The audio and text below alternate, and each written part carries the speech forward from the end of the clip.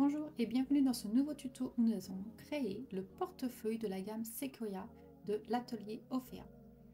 Nous avons ici un seul modèle mais il y a 4 possibilités, c'est-à-dire que l'on peut créer un porte-chéquier porte-agenda ou un portefeuille avec la variante originale, verticale ou horizontale. Et nous allons créer ici le portefeuille horizontal. Et dans la variante horizontale, nous allons avoir 10 porte-cartes avec une poche plaquée. Ensuite, nous allons avoir la version porte-monnaie avec une poche zippée, une grande poche plaquée, ainsi que 2 poches transparentes. Et bien sûr, je vous recommande de lire en détail les instructions de Atelier Ophéa sur son patron concernant le choix de votre tissu et de votre matériel. En effet, il est intéressant ici de choisir des tissus qui sont fins afin d'éviter les épaisseurs. Pour le tissu extérieur, vous pouvez utiliser de la toile à sac imperméable, du coton, du simili fin, du velours ou du liège. Et pour l'intérieur, il est recommandé ici d'utiliser du coton. Et je vais vous montrer ici comment attacher votre attache cartable, mais bien entendu, vous pouvez utiliser un bouton magnétique. Nous avons hâte de voir vos créations, alors n'hésitez pas à les partager sur nos groupes respectifs. Merci!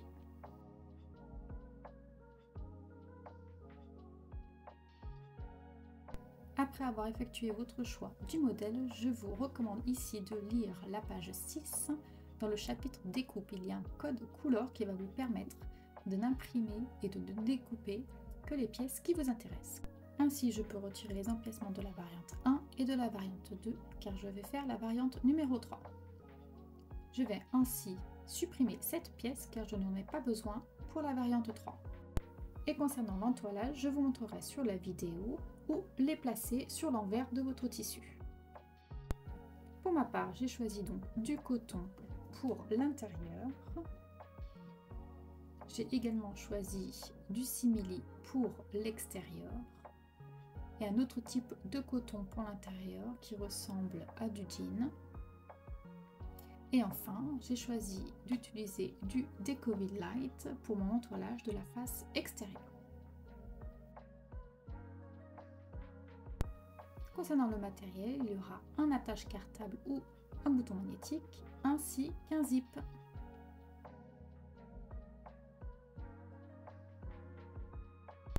Et on commence tout de suite par l'étape numéro 4 pour la version porte-monnaie. Donc je récupère ma pièce L et ma pièce K ainsi que mon zip.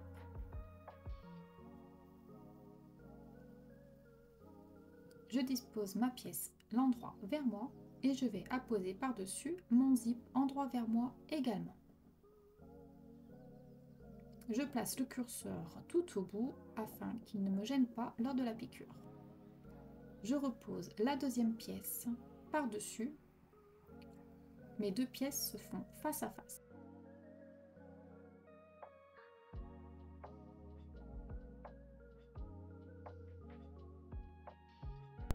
Et je pique avec 6 mm de marge de couture.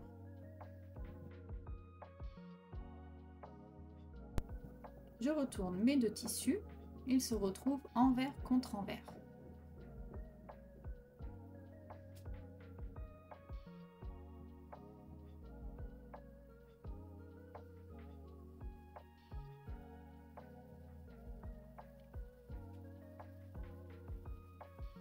J'en profite pour donner un petit coup de fer à repasser.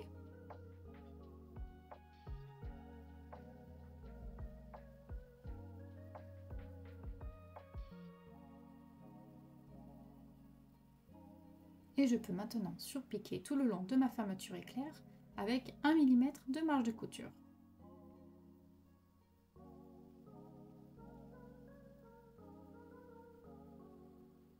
Je pose ceci de côté et je récupère mon biais.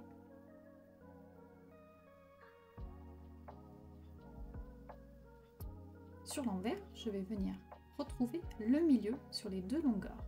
Pour cela, je vais simplement plier mon biais ainsi et donner un petit coup de fer à repasser.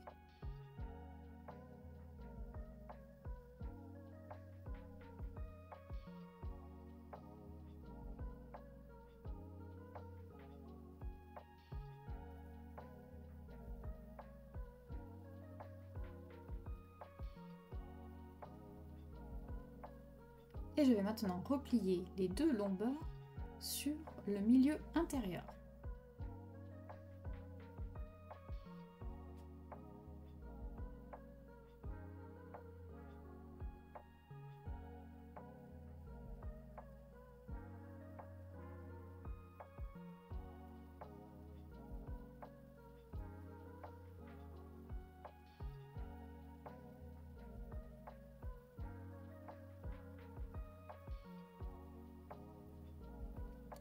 Je n'ai plus qu'à le replier ensuite en deux. J'ai ainsi un biais qui fait 1 cm de large.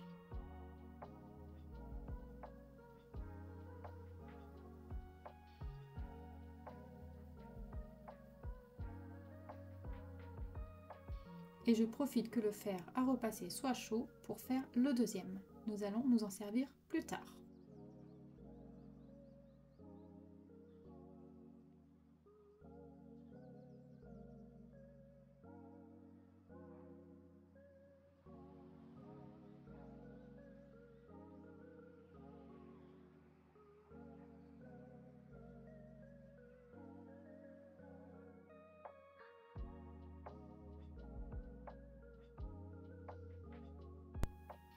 Je vais maintenant apposer mon biais tout autour de la partie de la fermeture éclair.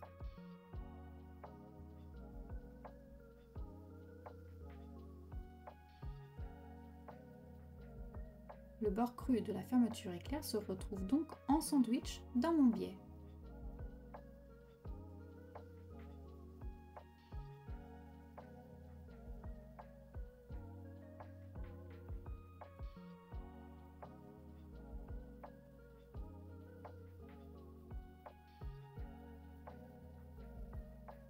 Et je surpique maintenant mon ensemble avec 1 mm de marge de couture. Le porte-monnaie est fini, je la pose de côté. Et je vais mettre de côté également mon biais.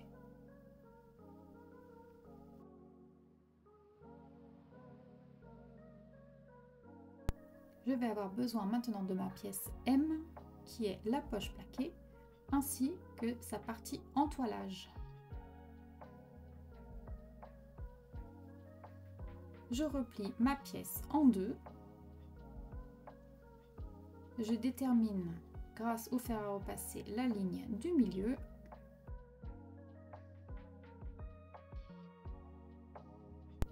Et je place ma partie entoilage au ras de cette pliure. Je la centre.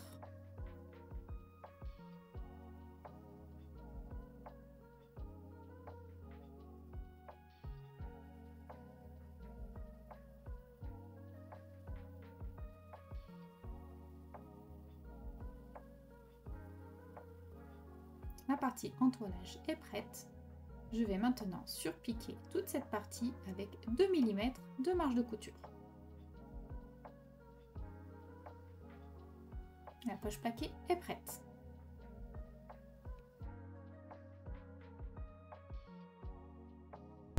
Je retrouve ma pièce N pour les poches plaquées transparentes. Et je vais avoir besoin ici du biais que j'ai préparé précédemment. Je vais placer mon biais par-dessus le haut de ma poche transparente.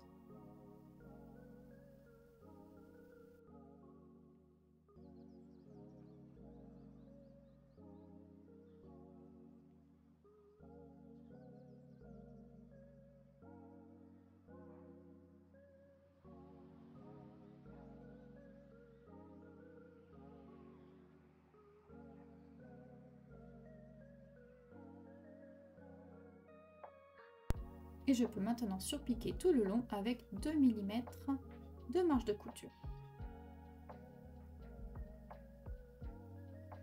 Je place maintenant ma poche plaquée endroit vers moi et je superpose par-dessus ma poche transparente. J'ouvre ma poche plaquée en deux car je ne vais pas prendre le tissu du dessous lors de ma couture.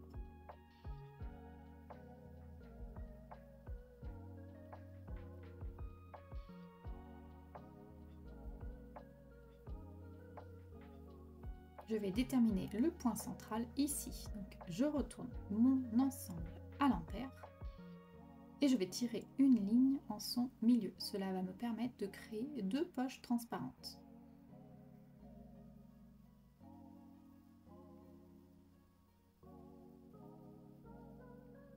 Je ne vais pas coudre jusqu'en haut, je vais m'arrêter au biais. Je vais donc faire un deuxième repère au niveau du début du biais. Ici. Et je vais donc coudre sur ce trait jusqu'au repère. Voici le résultat.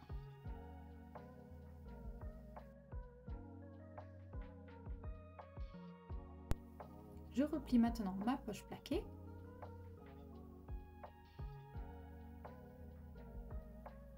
Et je surpique les 3 côtés avec 5 mm de marge de couture.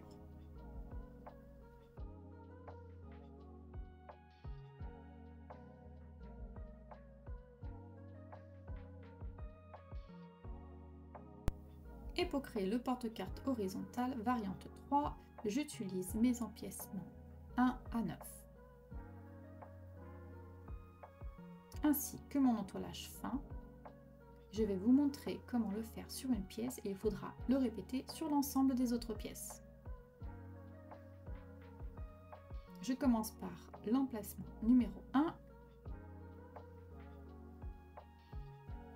Je détermine la ligne du milieu.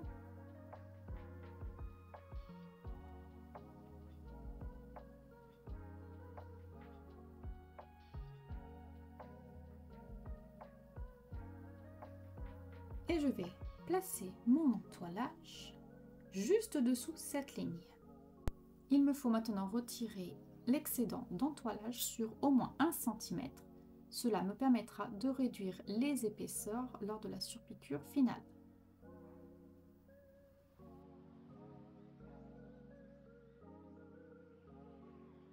Et je peux maintenant entoiler ma pièce.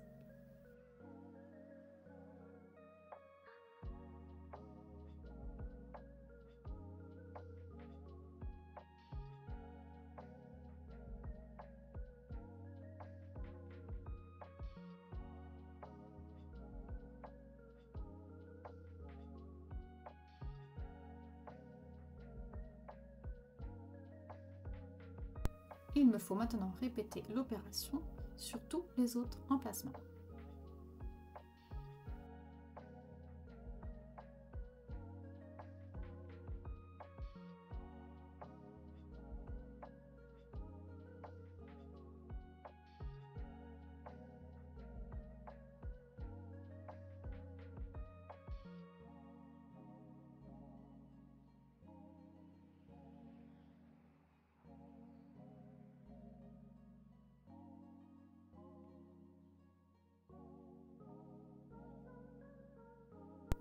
Mes emplacements de porte-cartes sont tous entoilés. Je vais maintenant surpiquer tout le bord supérieur avec 2 mm de marge de couture. Tout est bon, je peux passer à l'étape suivante qui est de supprimer 1 cm de tissu sur le bord inférieur de l'arrière de chaque empiècement.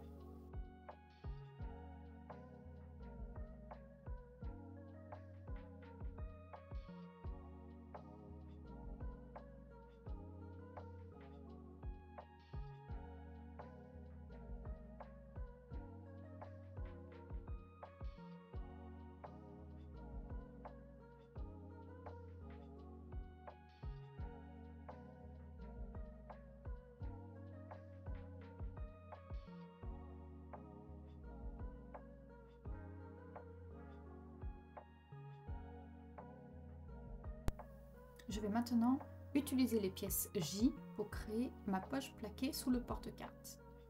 Donc comme précédemment, je plie ma pièce sur l'envers, je détermine la ligne du milieu et je vais poser mon entoilage sous cette ligne, la centrer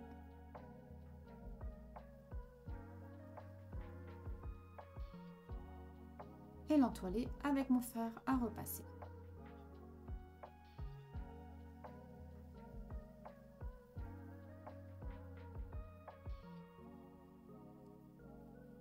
surpique tout le bord supérieur avec 2 mm de marge de couture.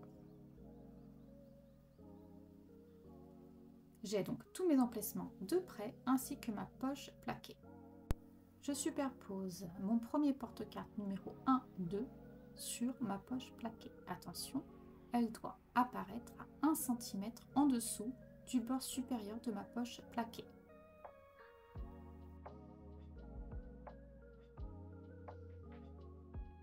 Attention, il est important de maintenir avec des pinces que le tissu supérieur de ma poche plaquée avec le tissu inférieur de ma poche porte-carte.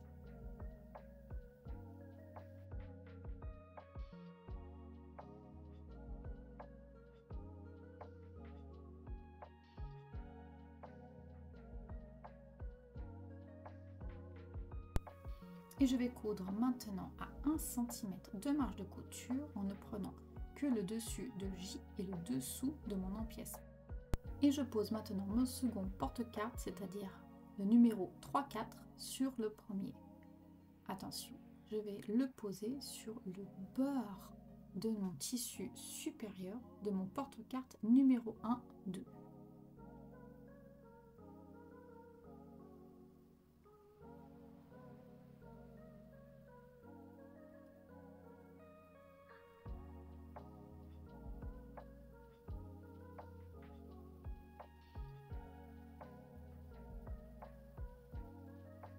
J'appose maintenant mes 2 derniers empiècements.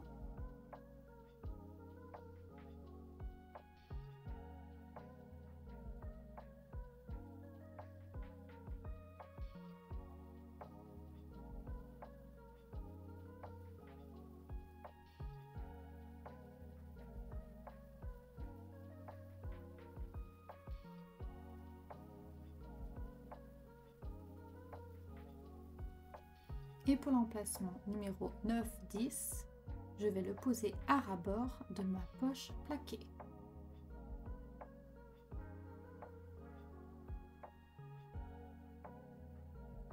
Vérifiez bien que l'ensemble soit bien structuré.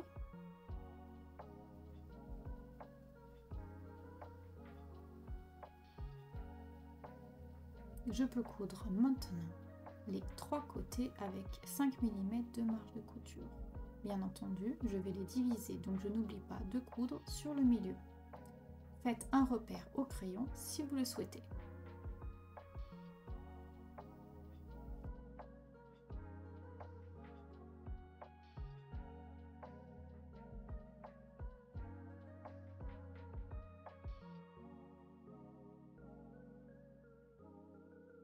Je vais utiliser ma pièce A doublure. Je la pose devant moi avec l'endroit de mon côté. La disposition de l'intérieur est au choix. Pour ma part, j'ai choisi de poser ma version porte-monnaie sur le bas et ma version porte-carte sur le haut, sachant que les poches transparentes doivent apparaître sur le porte-monnaie.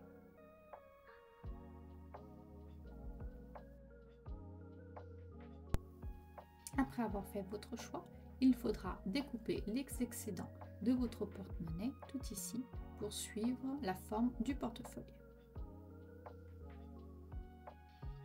Je maintiens donc le tout avec mes petites pinces. Je place mon ensemble porte-carte sur le bord supérieur de ma doublure.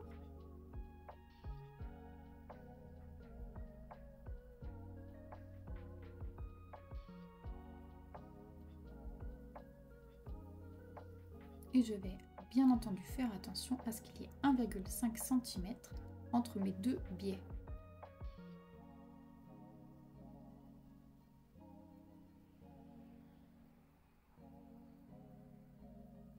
C'est ici que je vais couper mon excédent de tissu.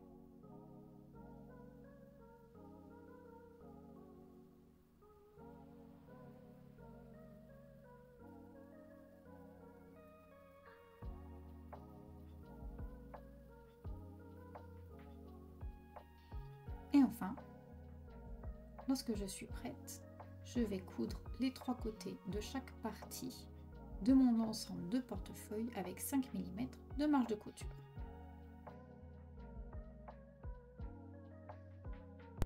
et je vais coudre ici avec 1 mm de marge de couture. Cela va me permettre de finir ma poche zippée.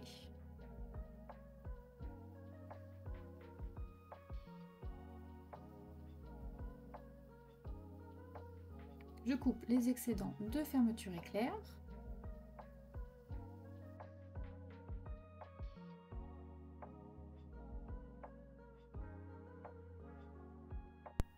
Et mon intérieur est prêt.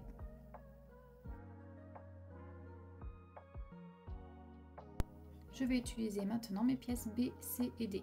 Si vous avez utilisé autre chose que du simili, vous pouvez bien entendu entoiler dès maintenant vos pièces. J'appose ma pièce B devant moi, endroit vers moi, puis je vais ajouter ma pièce C. Attention au sens de celle-ci. Je la superpose en faisant un petit décalage ici de 2 mm.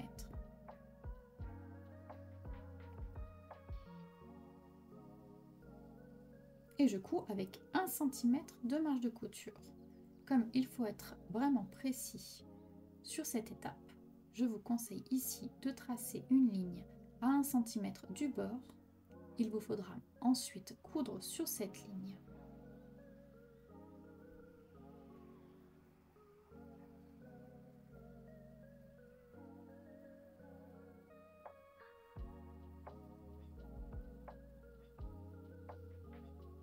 Je glisse ma marge de couture sur le fond B et je couds ici avec 2 mm de marge de couture. Je procède à la même étape pour l'autre pièce C. Je vais maintenant rajouter la pièce D. Également, je le laisse dépasser de quelques millimètres sur le dessus.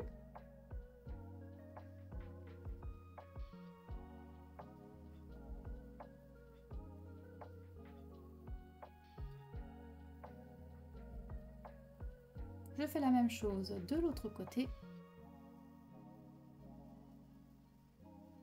et je couds avec 1 cm de marge de couture mes deux pièces. Je glisse ma marge de couture vers le centre et je surpique avec 2 mm de marge de couture.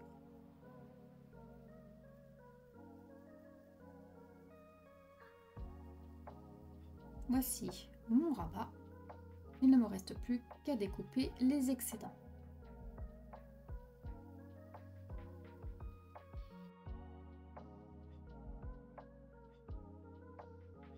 J'utilise maintenant ma pièce A pour l'extérieur et je l'ai ici entoilé. Je le pose endroit vers moi et je vais apposer mon rabat non pas sur la partie où il y a les arrondis, mais sur la partie où la découpe est bien droite. Mon rabat et ma pièce A sont endroit contre endroit. Je fais une couture avec 1 cm de marge de couture. Je repousse mon rabat et je fais glisser ma marge de couture vers le bas. Je surpique ici avec 2 mm de marge de couture.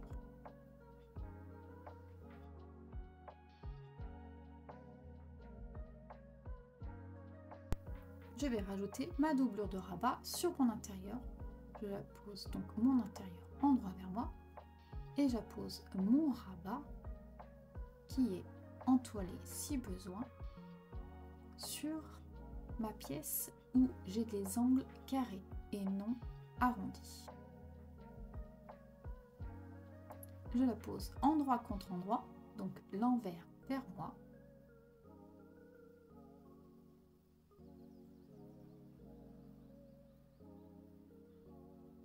Et je pique ici avec 1 cm de couture. Je glisse ma marge de couture sur le haut et je surpique avec 2 mm de marge de couture. Et si vous avez choisi un fermoir magnétique, je vous laisse suivre les instructions données par Virginie de Atelier Ophéa.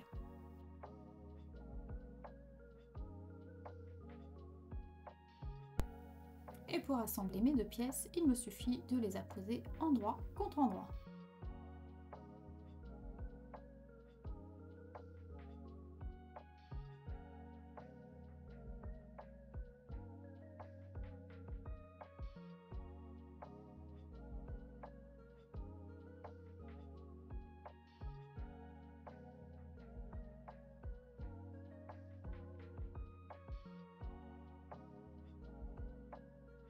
Et par précaution, pensez à installer votre curseur de votre zip sur le milieu.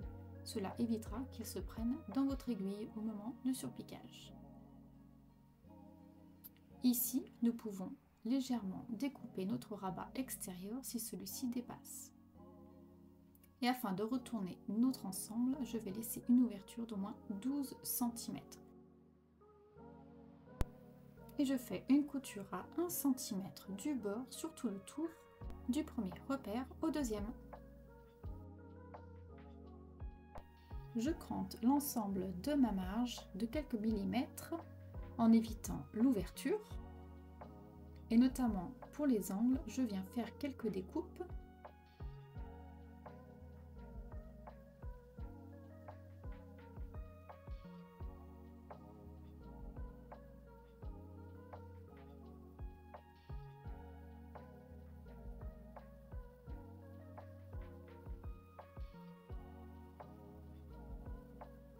Et je vais aussi faire des entailles dans les creux du rabat.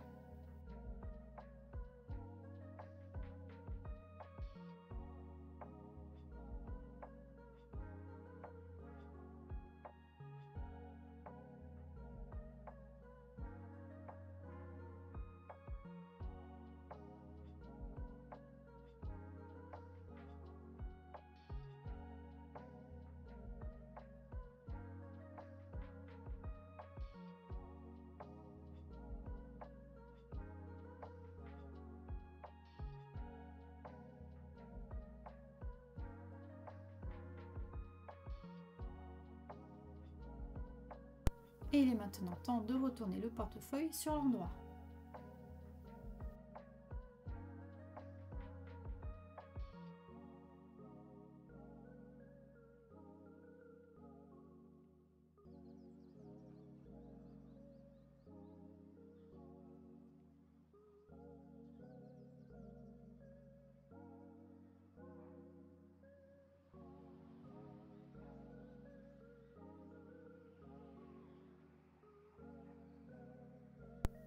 Repoussez bien tous les angles.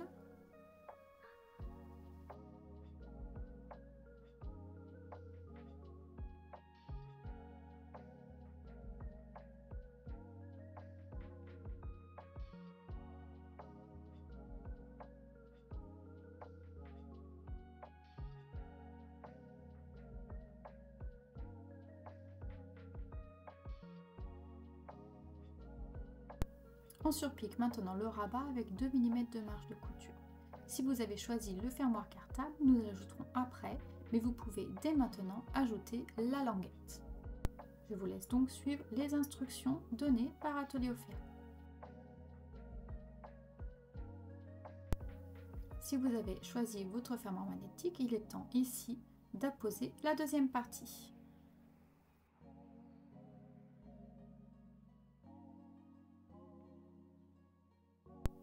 Pour le fermoir cartable, je vous laisse suivre les instructions données par votre fournisseur. Pour ma part, il suffit simplement de faire 2 petits trous de la distance des vis de mon fermoir cartable,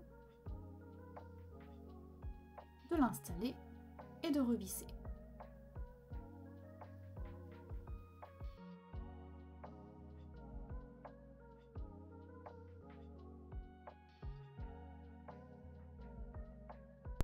Et pour installer la deuxième partie, je vais simplement refermer mon portefeuille, déterminer là où devrait se retrouver le socle. Je n'ai plus qu'à tracer son emplacement et à l'installer en passant par l'ouverture.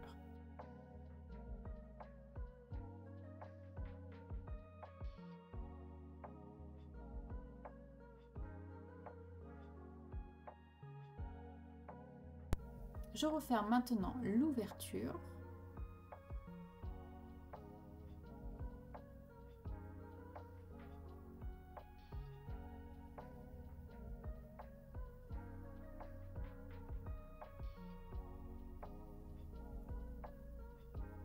Et je surpique tout le tour avec 2 mm de marge de couture.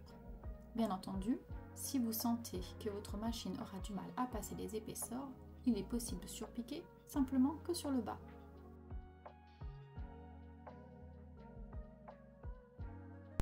Et voici votre portefeuille terminé. J'espère que ce tuto vous a plu et qu'il a pu vous aider.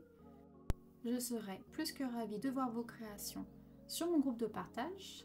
Le lien se retrouve dans la description de la vidéo. N'hésitez pas à nous y rejoindre. Dans ce patron, il existe aussi le porte-chéquier. Si vous souhaitez que je réalise une vidéo, n'hésitez pas à me laisser un petit commentaire. Et bien sûr, abonnez-vous à ma chaîne YouTube et suivez-moi sur les réseaux sociaux. Je suis sur Facebook et sur Instagram.